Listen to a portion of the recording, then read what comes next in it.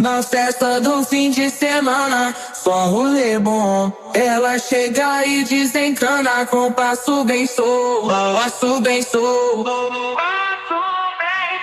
passo bem solto. Na festa do fim de semana.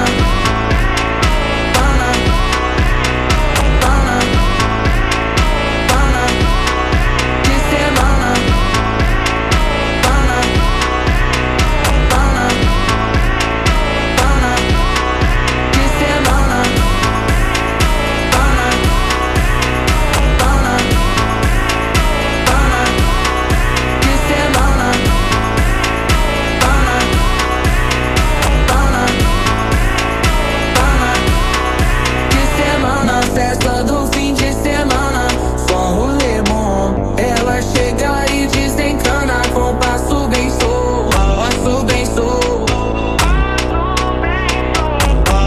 Na festa do fim de semana, semana, pana, pana, pana, pana, pana, pana, pana, pana, pana,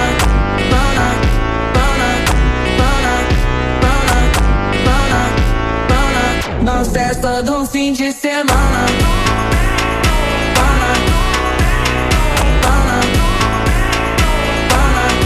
Slit, barely wide enough for her beak to poke through. This setup serves a dual purpose. It keeps predators like monkeys and snakes out, while still letting her breathe and eat. From this moment on, the female never leaves. She stays locked inside to lay her eggs and raise the next generation. The male becomes her protector, standing guard at night.